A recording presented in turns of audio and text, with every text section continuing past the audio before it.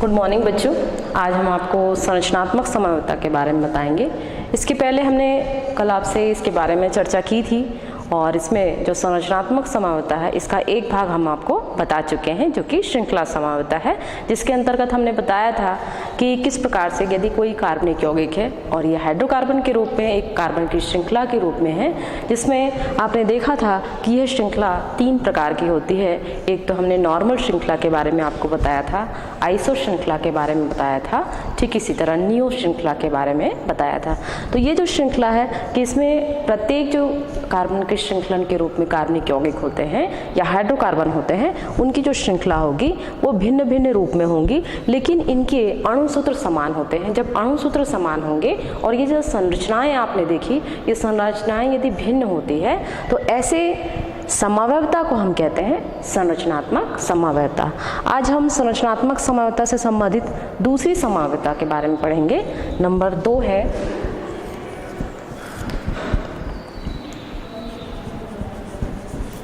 क्रियात्मक समूह समन्वयता।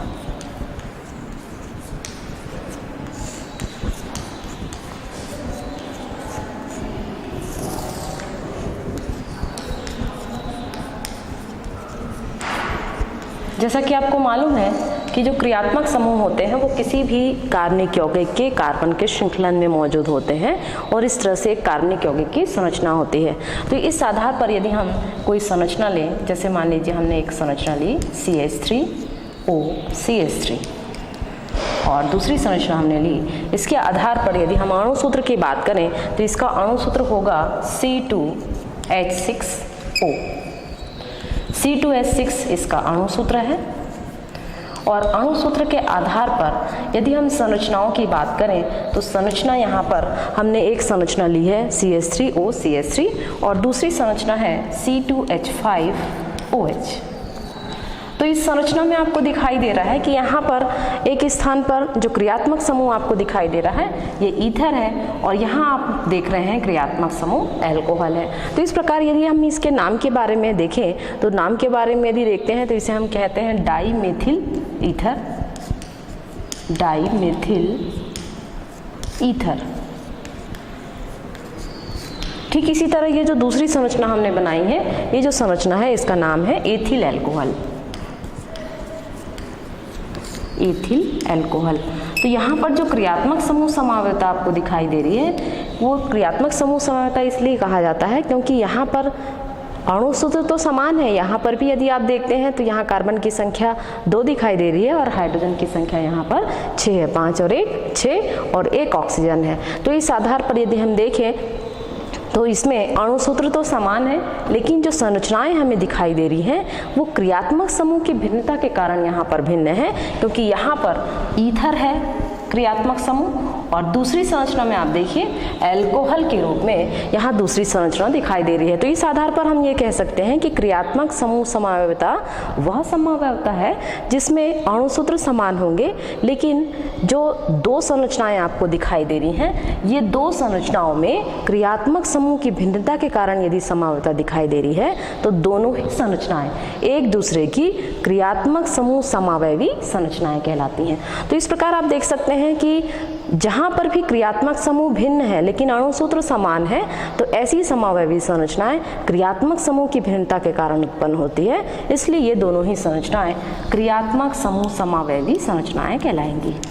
क्रियात्मक समूह समन्वयी संरचना, इस प्रकार से आप इसे कह सकते हैं। ठीक इसी तरह हम एक दूसरी संरचना आपको बताते हैं, दूसरा क्रियात्मक समूह। तो इस प्रकार से क्रियात्मक समूह समन्वयी संरचना के कारण यदि समन्वयता उत्पन्न हो रही है तो उसे हम कहेंगे क्रियात्मक समूह समन्वयता। तीसरे नंबर की समन्वयता है स्थान समन्वयता। जैसा कि नाम से ही परिलक्षित हो रहा है,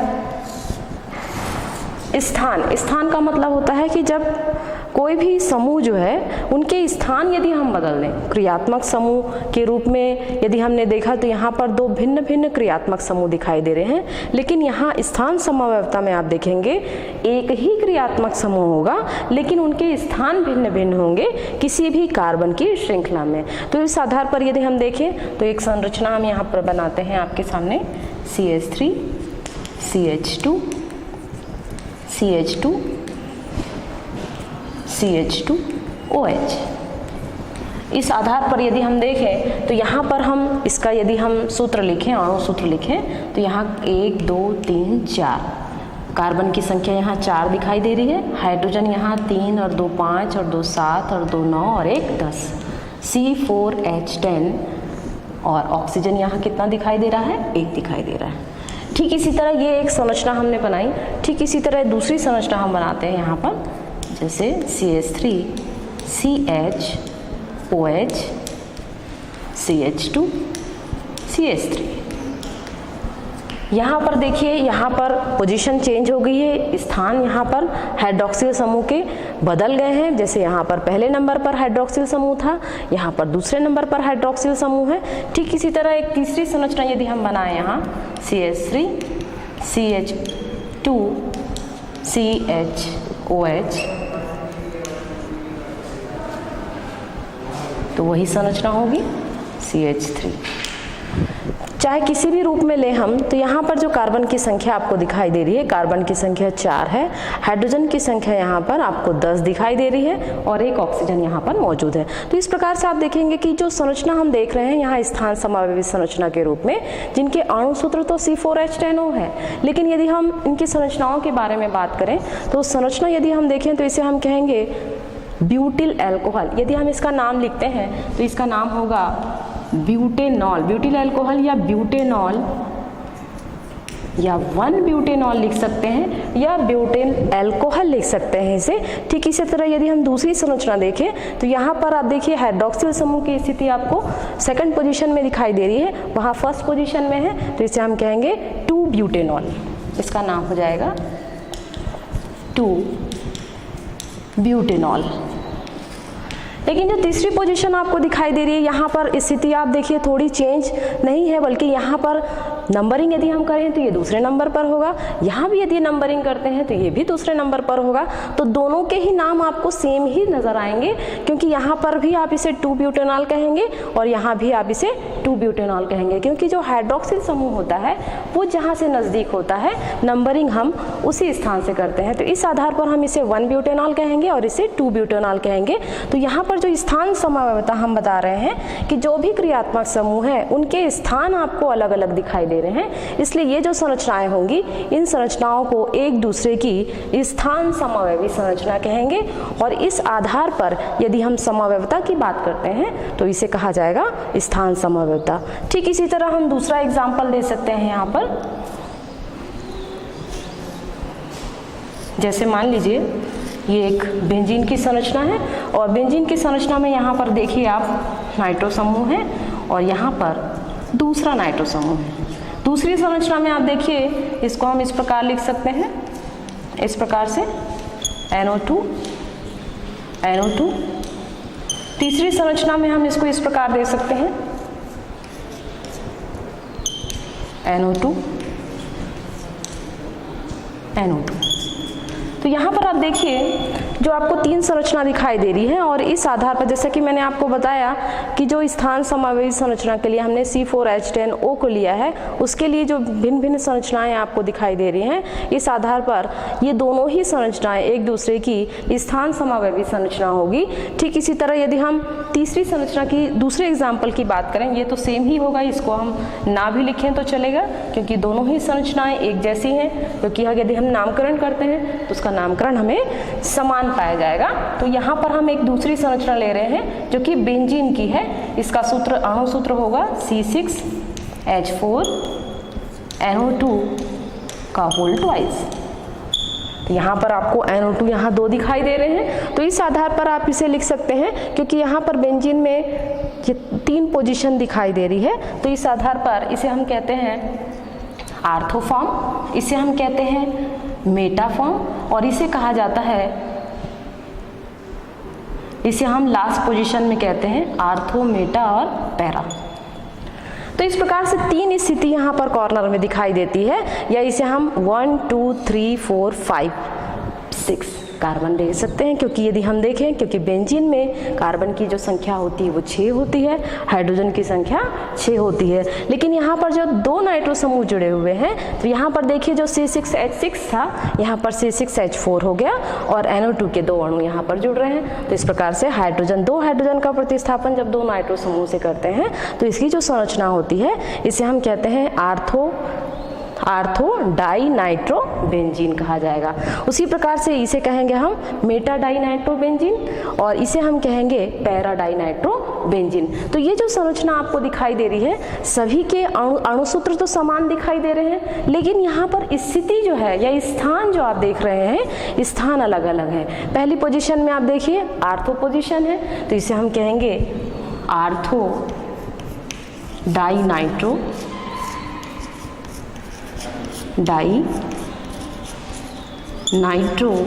बेंजीन। दूसरी पोजीशन में आप देखिए, यहाँ इसे हम कहते हैं मेटा, क्योंकि मेटा पोजीशन में है इसलिए होगा ये मेटा। इसको आप M भी लिख सकते हैं या आप हिंदी में भी लिख सकते हैं, मेटा डाई नाइट्रो बेंजीन। ठीक इसी तरह जो तीसरी स्थिति आपको दिखाई दे रही है बेंजीन में नाइट्रो समूह की, इसे हम कहेंगे पैरा डाई नाइट्रो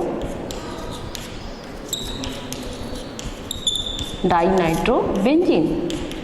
तो सभी में आप देखिए स्थान यहाँ पर सभी के अलग अलग हैं, और लेकिन इनके अणुसूत्र समान होते हैं। जब अणुसूत्र समान है और स्थान अलग अलग हैं या उनकी संरचनाएं अलग अलग हैं, तो ये तीनों ही संरचनाएं एक दूसरे की स्थान समावयवी संरचनाएं कहलाएंगी। और इन समावयवी संरचना के कारण जो प्रकृति या प्रवृत्ति उत्पन्न होती है, उसे हम कहते हैं स्थान समावयवता। तो नेक्स्ट है तीसरी समावयवता, चौथी समावयवता।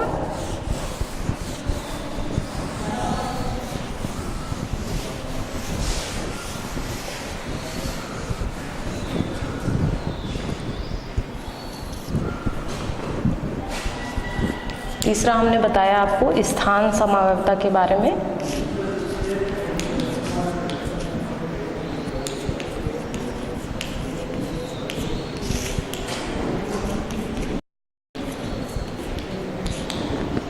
नेक्स्ट है चौथी समावयवता, इसे हम कहते हैं मध्यावयवता।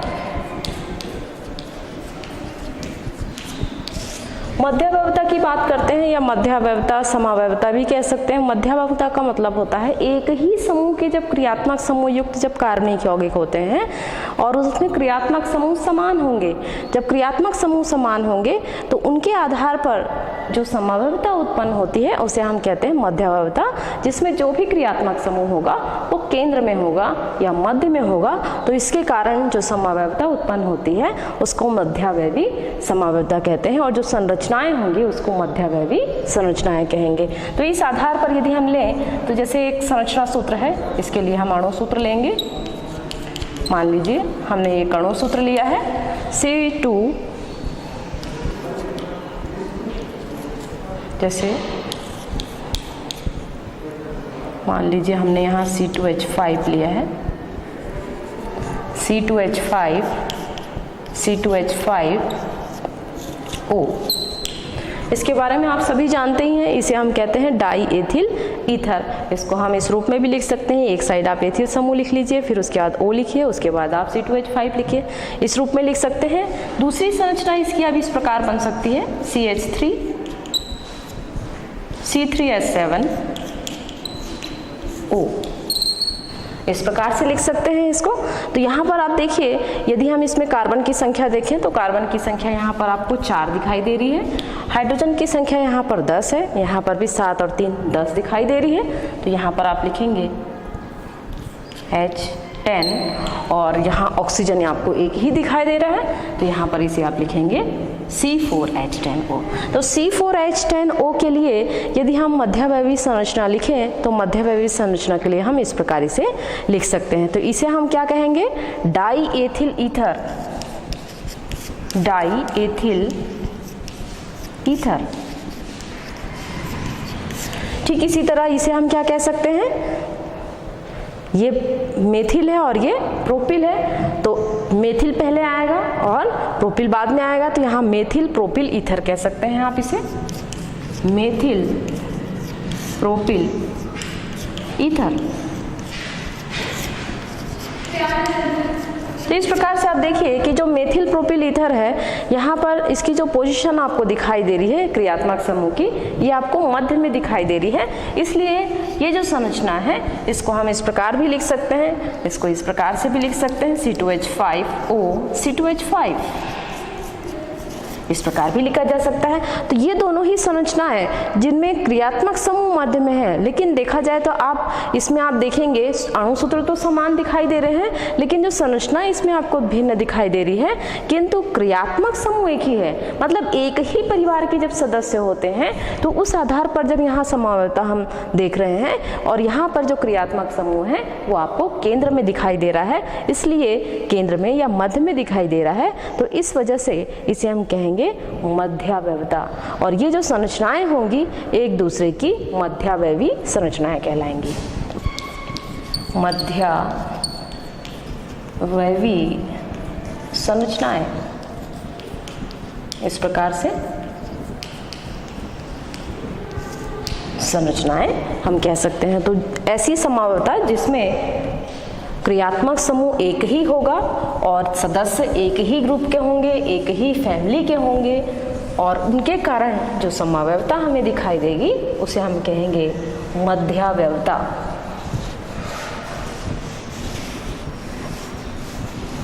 नेक्स्ट है अगला नंबर 5वां,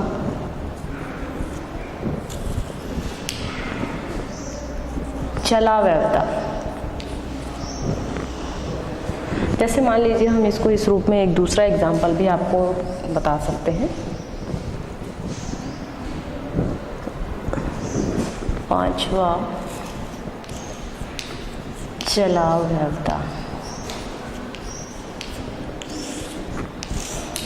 चलावयवता की बात करें तो यहाँ पर जो भी क्रियात्मक समूह होगा, ये क्रियात्मक समूह एक ही होगा और उसको हम दूसरे तरीके से लिखेंगे। तो जब हम किसी भी संरचना को दूसरे तरीके से लिखते हैं तो वो दोनों ही संरचनाएं एक दूसरे में परिवर्तित हो सकती है। तो एक दूसरे में परिवर्तित होने के कारण जो ऐसी समावयवी संरचनाएं बनेंगी उसे हम चलावयवी समावयवी संरचना कहेंगे, और इस गुण को हम कहेंगे चलावयवता या चलावयवी समावयवता कहेंगे। जैसे मान लीजिए यहाँ पर हमने लिखा HC ट्रिपल बॉन्ड या 3N, तो यहाँ पर HCN है। ठीक इसी तरह इस संरचना को हम इस प्रकार भी लिख सकते हैं HN डबल बॉन्ड और एक उपसह संयोजक बंध होगा।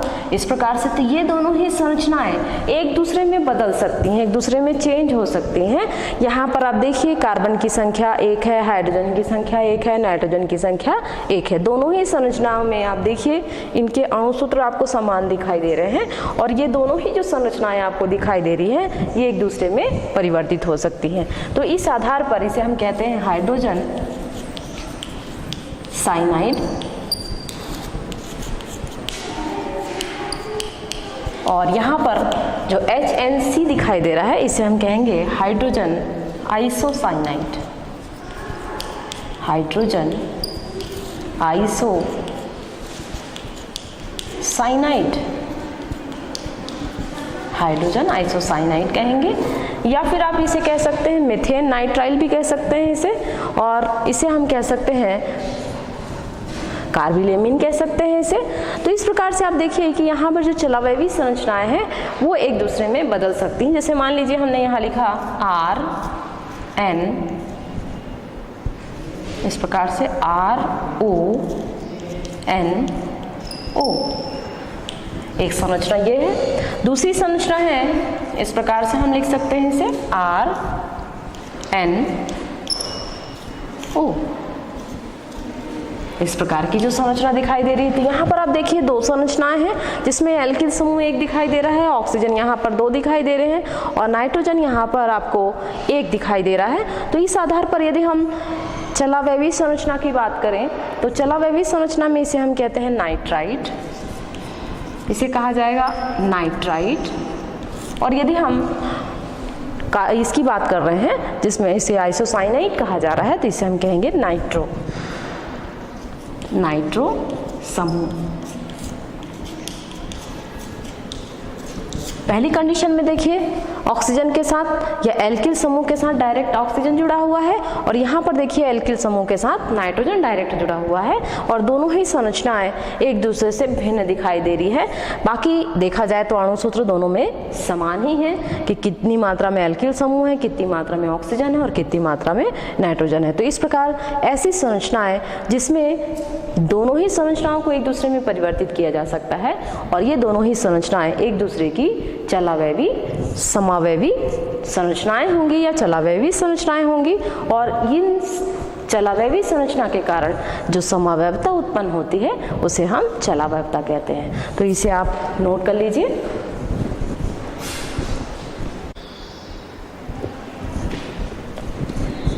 बच्चों इसे आपने नोट कर लिया होगा। अब इसके आगे हम आपको जैसे कि संरचनात्मक समावैवता के बारे में बता रहे थे, इसके बाद हम आपको त्रिविम समावैवता के बारे में बताएंगे। नेक्स्ट है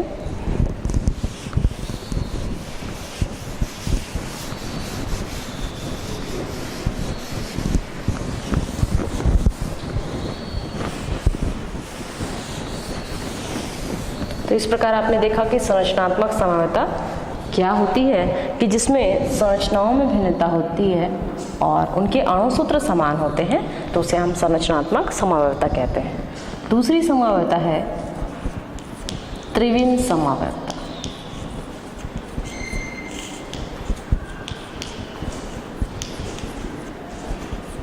त्रिविम समावैवता की बात करें तो ऐसी समावैवता जिनके आंतरिक्षीय जो विन्यास होते हैं वो भिन्न होते हैं। जब आंतरिक्षीय विन्यास भिन्न होते हैं तो ऐसी संरचनाएं एक दूसरे की त्रिविम समावैवी संरचनाएं होंगी, जिनकी यदि हम संरचना की बात करें तो त्रिविम में या अंतरिक्ष में उनकी संरचना को हम भिन्नता के रूप में देख सकते हैं। तो इस आधार पर सबसे पहली समावैवता है प्रकाशिक समावैवता।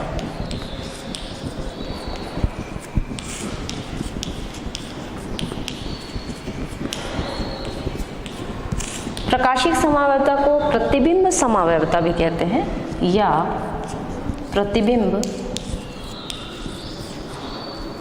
समावैवता।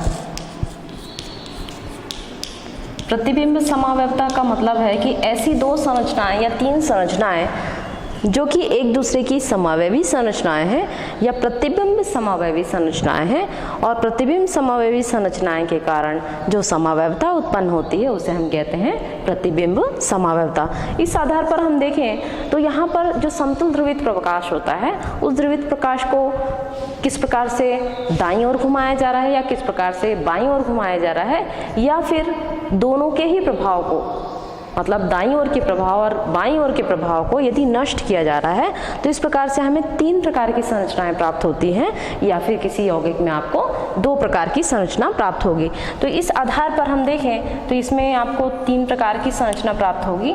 एक संरचना होगी उसे कहेंगे हम दक्षिण ध्रुवण घूर्णक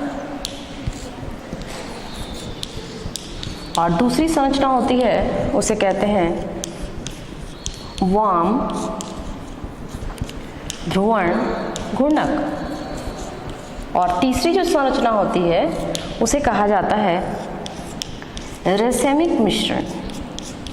रेसेमिक मिश्रण कहा जाता है और इनमें भी वही परिस्थिति आपको देखने को मिलेगी कि इनके अणुसूत्र तो समान होंगे लेकिन संरचनाओं में आपको भिन्नता दिखाएगी और ये संरचना त्रिविम में भिन्नता होती है या आंतरिक्षीय विन्यास में भिन्नता होती है। इसलिए चूंकि अगर हम प्रकाशिक समावयवता की बात कर रहे हैं तो प्रकाशिक समावयवता में यदि हम उसको दर्पण में देखें, प्रतिबिंब में देखें, तो उसको हम अध्यारोपित नहीं कर पाते। तो इस आधार पर यदि हम देखें तो 3 प्रकार की समावयवी संरचना या 3 प्रकार की संरचना हमें प्राप्त होती है।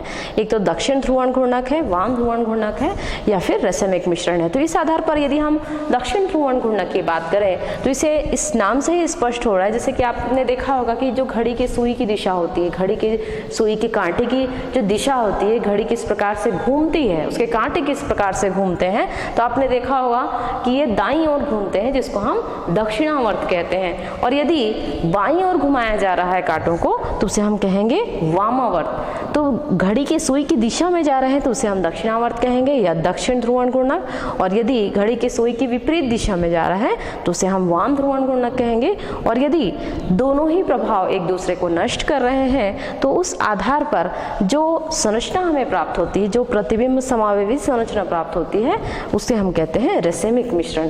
तो इस आधार पर यदि हम देखें तो हम इसमें कुछ संरचना लेते हैं। जैसे एक संरचना हम ले रहे हैं यहाँ पर,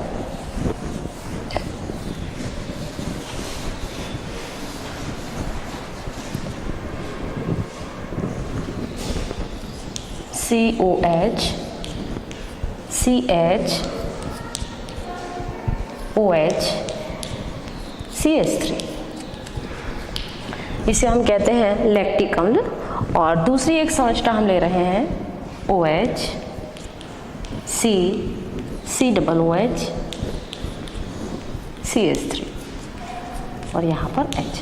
तो यहाँ पर आप देखिए कि यहाँ जो कार्बन के साथ जुड़े हुए जितने भी ग्रुप दिख रहे हैं, जितने भी समूह दिख रहे हैं, वो चारों ही समूह अलग अलग दिखाई दे रहे हैं। तो ऐसा कार्बन जिससे जुड़ने वाले समूह अलग अलग होते हैं, ऐसे कार्बन को हम कहते हैं असम्मित कार्बन।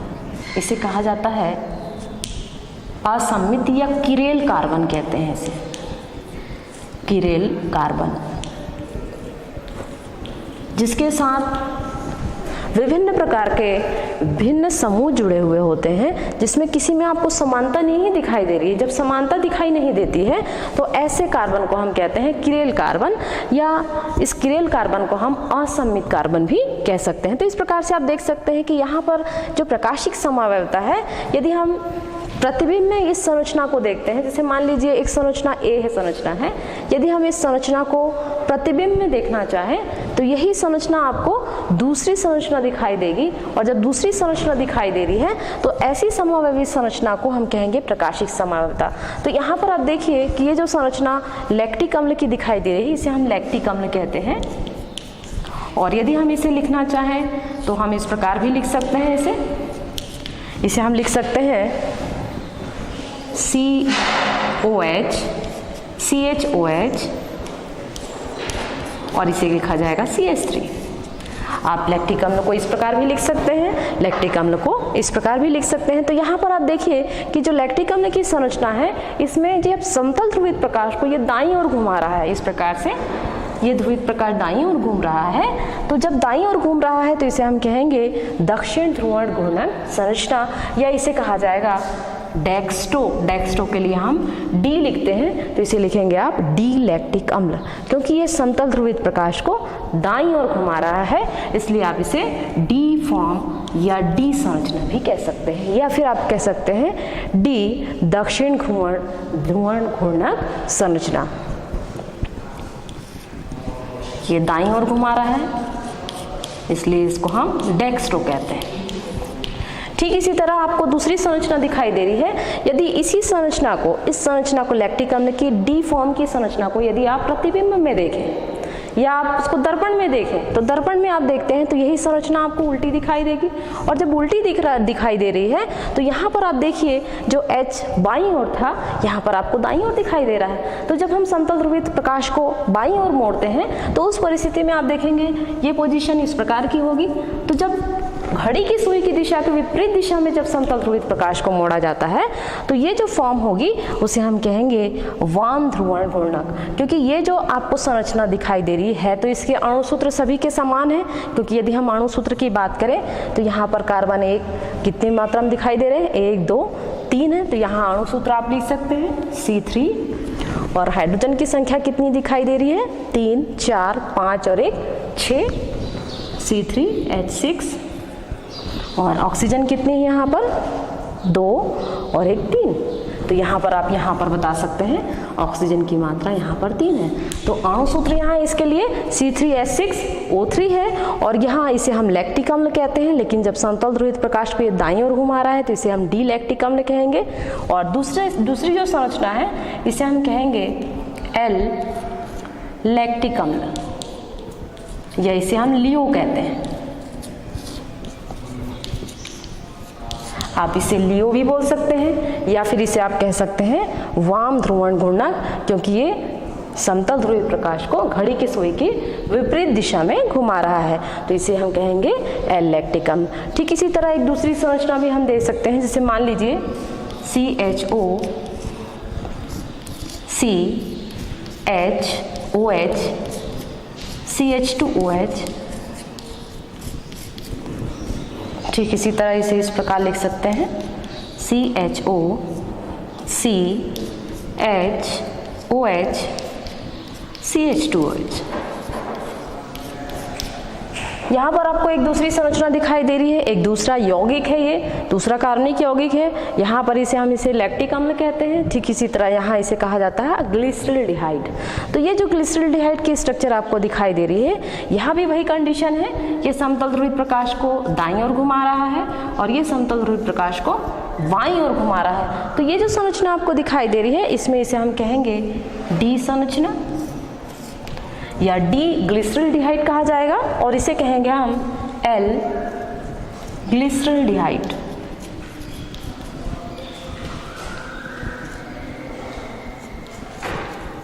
डिहाइड। तो इस प्रकार से आप देखिए कि ये डी फॉर्म आपको प्राप्त हो रही है और एल फॉर्म प्राप्त हो रही है, क्योंकि यहाँ पर डी फॉर्म जैसे मैंने लैक्टिक अम्ल के लिए मैं आपको बताया है, ठीक इसी तरह ग्लिसरल्डिहाइड में यहाँ पर भी वही कंडीशन है जो कि लैक्टिक अम्ल में थी, और इस तरह से हमको 2 संरचनाएं प्राप्त हो रही हैं। यदि किसी दूसरी संरचना के बारे में बात कर रहे हैं, जैसा कि मैंने आपको बताया रैसेमिक मिश्रण के बारे में, तो रैसेमिक मिश्रण का मतलब ये होता है कि जब दोनों ही, जैसा कि हमने बताया आपको कि एक दक्षिण ध्रुवण घूर्णक है और दूसरा वाम ध्रुवण घूर्णक है, मतलब यहाँ पर जो CHOH है इसकी जो स्थिति है वो चेंज हो जाएगी, यहाँ पर 2 CHOH होगा, तो उस परिस्थिति में आपको 3 संरचनाएं मिलेंगी और ये तीनों ही संरचनाएं इस रूप में होगी। तो इसको हम इस प्रकार बता सकते हैं आपको। नेक्स्ट है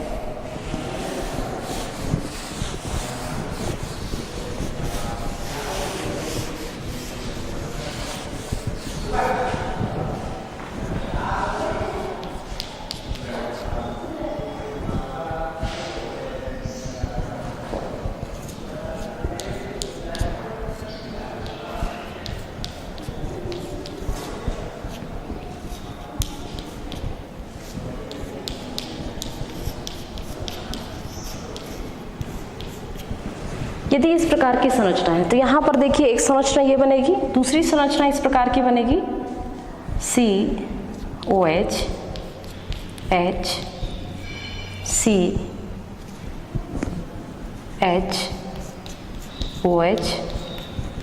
CH2OH और ये हो गया CHO। तीसरी संरचना इस प्रकार की, मतलब यहाँ पर आप देखिए ये ध्रुवित प्रकाश को दाईं ओर घुमा रहा है, तो ये हो जाएगा आपका डी फॉर्म, डी संरचना। और दूसरी संरचना आपको दिखाई दे रही है, इसमें आप देखिए यहाँ पर ये ध्रुवित प्रकाश को बाईं ओर घुमा रहा है, तो ये संरचना होगी आपकी एल स्थिति या एल संरचना।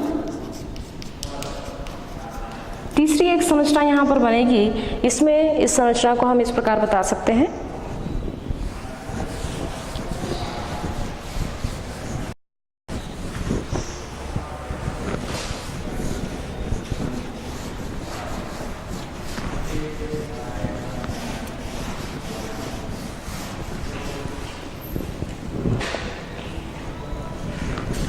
CHO COH या H लिख सकते हैं यहाँ HOH H COH CH2OH, इस प्रकार की एक संरचना। तो यहाँ पर आप देखिए ये एक दूसरे के प्रभाव को नष्ट कर रहे हैं।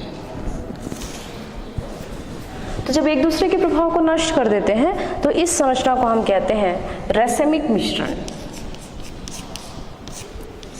रेसेमिक मिश्रण या इसे डीएल फॉर्म कहते हैं या डीएल फॉर्म। तो इस प्रकार आपने देखा कि यहाँ पर जो प्रतिबिंब समावयवी संरचना आपको दिखाई दे रही है, प्रतिबिंब समावयवी संरचनाएं ऐसी संरचनाएं होती हैं जिसमें यदि हम दर्पण में इसे देखें तो एक दूसरे के ये प्रतिबिंब होते हैं। और यदि हम समतल ध्रुवित प्रकाश की बात कर रहे हैं तो जब समतल ध्रुवित प्रकाश को ये दाईं ओर घुमा देता है या बाईं ओर घुमा रहा है या एक दूसरे के प्रभाव को नष्ट कर रहे हैं तो ये तीनों ही संरचनाएं एक दूसरे की समावयवी संरचनाएं होंगी। और ये समावयवी संरचनाएं ऐसी समावयवी संरचनाएं होंगी जिसे हम कहेंगे प्रतिबिंब समावयवी संरचना।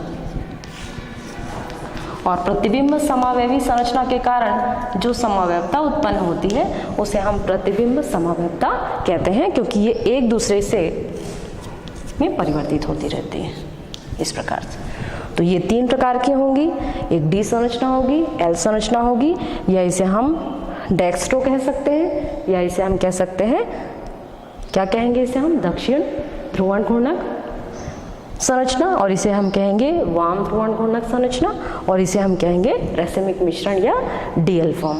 तो इस आधार पर इसे हम प्रतिबिंब समावयवता कहते हैं। नेक्स्ट है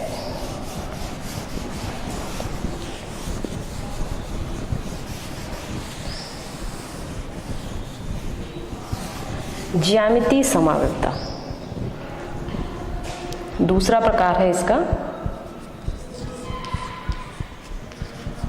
ज्यामितीय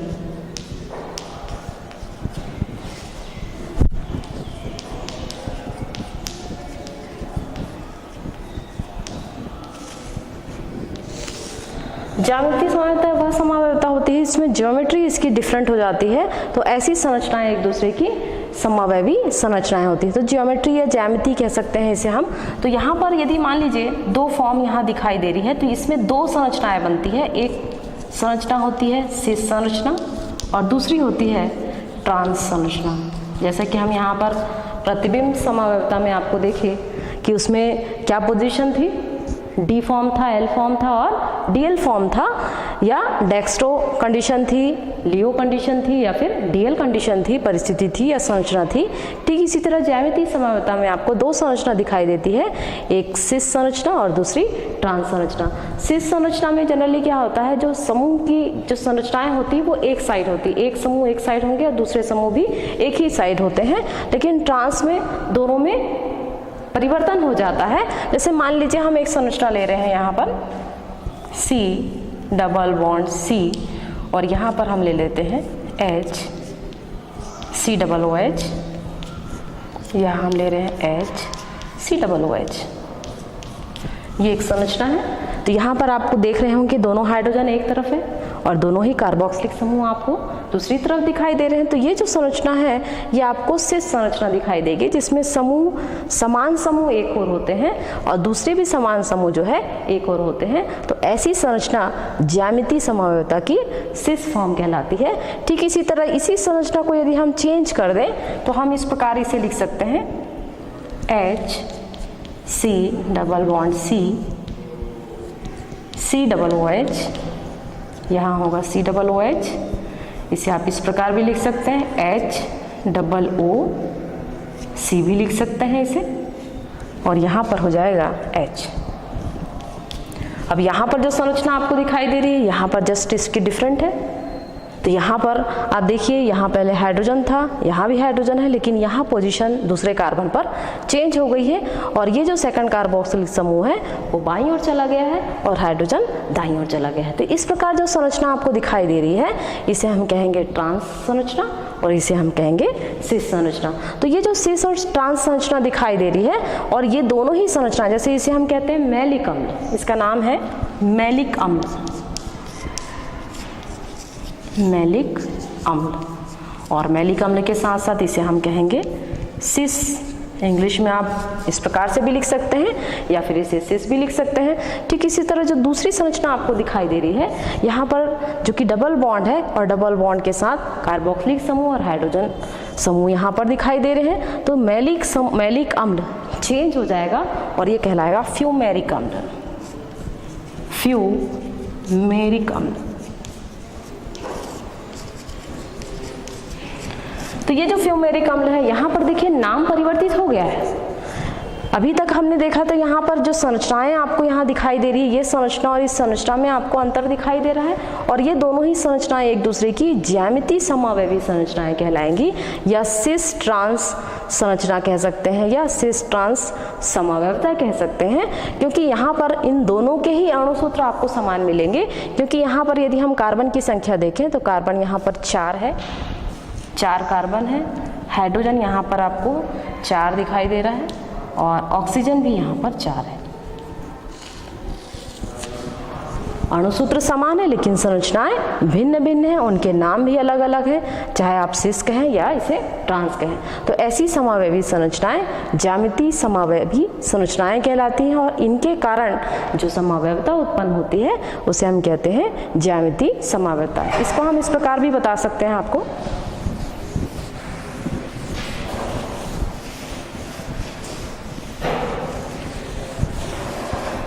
जैसे मान लीजिए यहाँ पर हम ले रहे हैं C double bond C, A group है, दूसरा A ग्रुप है, B और B। जैसे कोई भी अननोन यहाँ पर एक संरचना हम देख रहे हैं तो यहाँ पर ये एक संरचना है जिसमें समान ग्रुप दिखाई दे रहे हैं, तो ये संरचना होगी सिस संरचना। और दूसरी जो संरचना है उसको हम इस प्रकार बता सकते हैं, इसे हम इस प्रकार लिखेंगे C double bond C, A हो गया, यहाँ पर B है और दूसरी परिस्थिति में यहाँ पर B लिखेंगे और यहाँ पर इसे A लिखेंगे। तो ये संरचना आपको दिखाई दे रही है, इसे कहेंगे हम ट्रांस संरचना।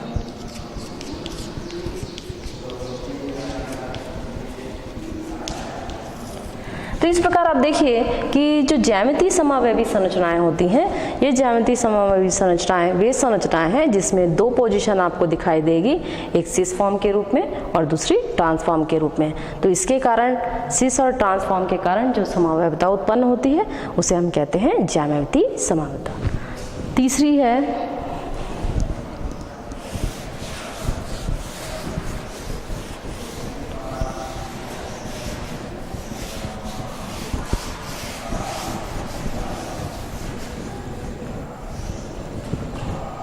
तीसरी समावयवता है, इसे हम कहते हैं संरूपी समावयवता।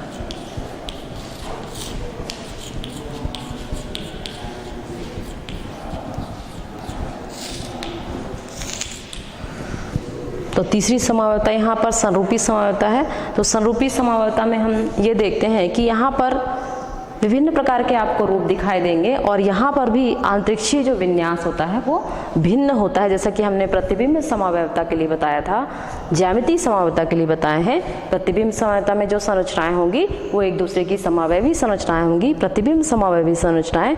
ठीक इसी तरह ज्यामितीय समावयवी संरचनाएं होती हैं। और तीसरी संरचना के रूप में आप देखते हैं कि जो संरचनाएं संरूपी संरचना होती हैं, क्योंकि यहाँ पर जो संरचना आपको देखने को मिलेगी, चाहे एल्केन में देखिए चाहे आप एल्कीन में देखिए, यहाँ पर समावयवता जो उत्पन्न हो रही है वो कार्बन, एक कार्बन को स्थिर रख करके हमको दूसरे कार्बन को मूवमेंट देना है, उसको हमको चलाना है उसके हाइड्रोजन के साथ। तो ऐसी संरचना जो संरचनाएं होती हैं उसे हम संरूपण कहते हैं और संरूपण के कारण जो समावयवता उत्पन्न होती है उसे हम कहते हैं संरूपी समावयवता। तो आज के लिए बस इतना ही, आगे का हम नेक्स्ट टाइम आपको बताएंगे। Thank you.